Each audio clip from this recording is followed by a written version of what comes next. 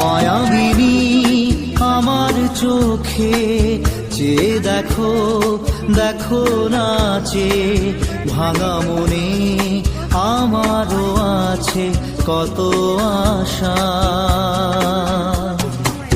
ভেবনার বাঁধন তোমার খুলে দিলাম আকাশ নীলে, ডানা মেলে দিও তোমার ডাকে তোমায়। ভালো জিনিস খেতে গেলে তো একটু সময় দিতে হবে, কষ্ট করতে হবে, তাই কষ্টটা করে নিচ্ছি। আর ডুমুরটা কেটে নিচ্ছি, দেখো কিভাবে কাটছি। আর কাটতে যেয়ে দেখো আঙুলের অবস্থা কি হয়েছে, হাতের অবস্থা কি হয়েছে।